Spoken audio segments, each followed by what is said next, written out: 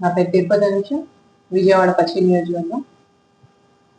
మరి కొంతమంది ఎప్పుడెప్పుడు కూటమి ప్రభుత్వంపై విషం చిమ్ముదామా అని చెప్పి ఎదురు చూస్తున్న కొంతమంది నాయకుల్లో ఒక నాయకుడు మన పశ్చిమ నియోజకవర్గంలోని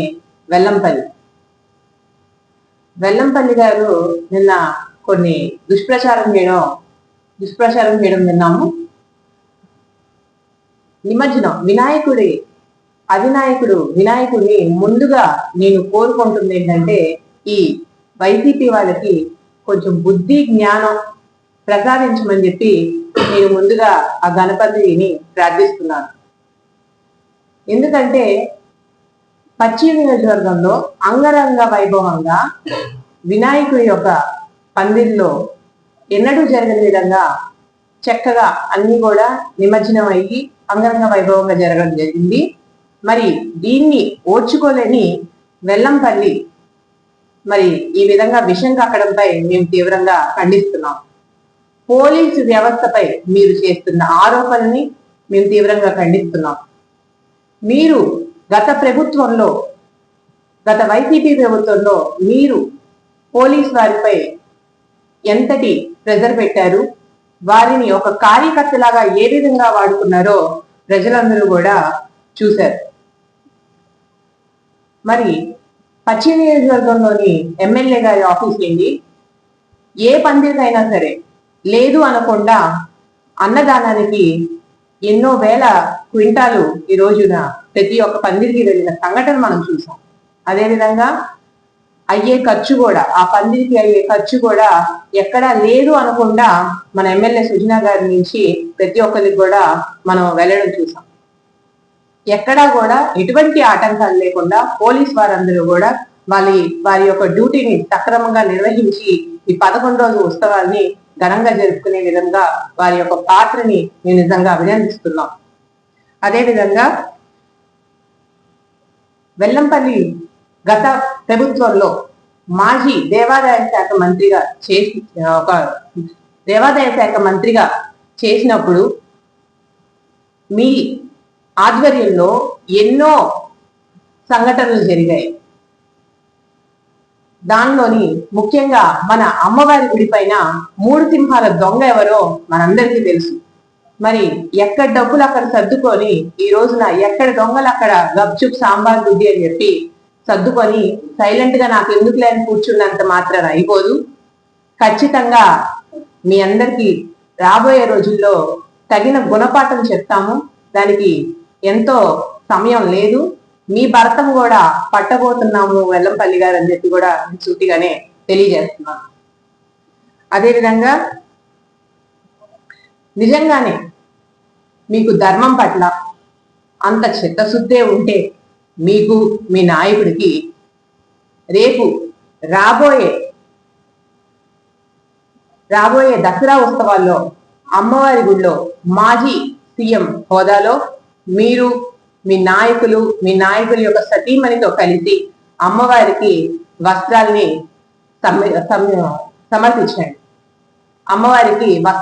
సమర్పించండి. అప్పుడు మీ నిబద్ధత ఏంటో ప్రజలకు కూడా తెలుస్తుంది. అంతేగాని గుళ్ళకి వెళ్లకుండా తమ సతీమణితో జగన్మోహన్ రెడ్డి గారి సతీమణితో సెట్టింగ్లు వేసుకుంటే దేవుడు ఇంటికి రాడండి. ఇది గుర్తుపెట్టుకోండి. మీ గురించి ప్రజలందరికీ కూడా పూర్తి అవగాహన ఉంది.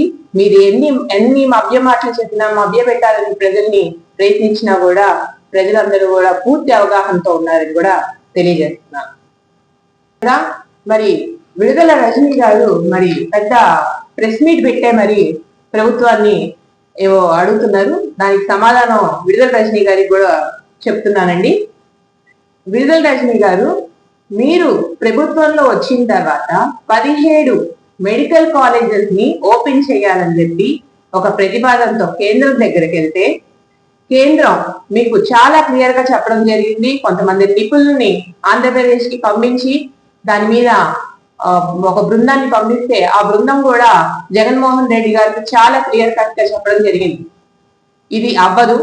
ఈ 5 సంవత్సరాల్లో 17 మెడికల్ కాలేజీలు అనేవి ఒక్కసారిగా పూర్తి చేయడం అవ్వదు, నిధులు సమకూరవు అని చెప్పి కూడా మీకు క్లియర్ గా చెప్పడం జరిగింది. కానీ ఆ నిపుణుల యొక్క మాటల్ని మీరు పెడచెవున పెడుతూ మరి కాలేజీని ప్రారంభించారు.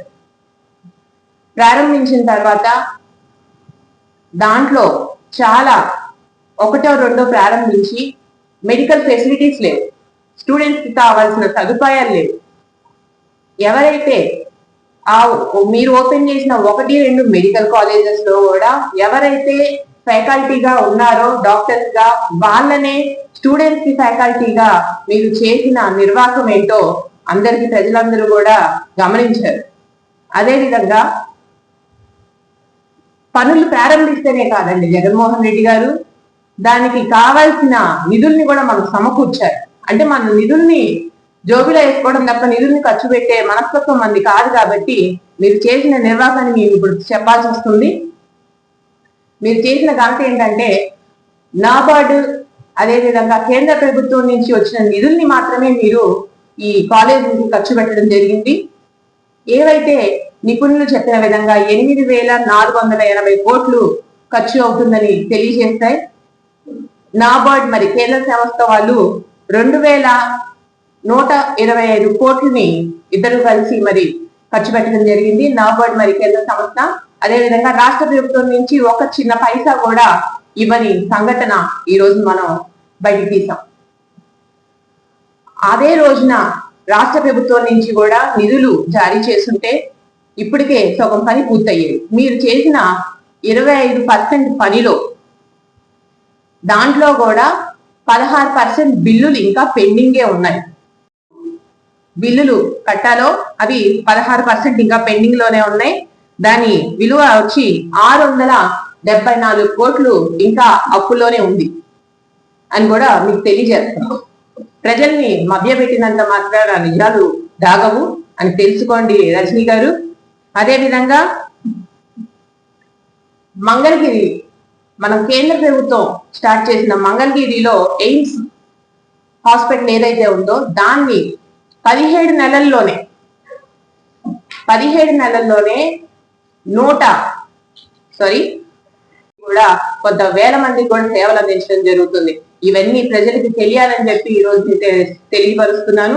ఇదే విధంగా మీరు ఎన్ని మభ్య మాటలు, ఎన్ని కళ్ళబొల్లి మాటలు చెప్పినా ప్రభుత్వం ఎప్పుడు కూడా ప్రజలకు అండగా ఉంటుంది. మరి కూటమి ప్రభుత్వంలో నాయకులు ఎప్పుడు కూడా ప్రజలకు సేవ చేయాలనే ఆలోచనలో ఉంటే ఈ పని లేని మంగళోడంట పిల్లిదల కొరిగాడంట.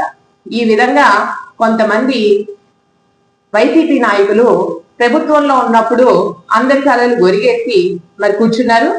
ఇప్పుడు ఏ పిల్లి ఏ సందులో దొరుకుతుందా, ఏ గొంతులో దొరుకుతుందా అని చెప్పి ఎదురు చూడబోతున్నారు. మీ అందరి భారతం కూడా అతి తొందరగానే పడతామని కూడా తెలియజేస్తూ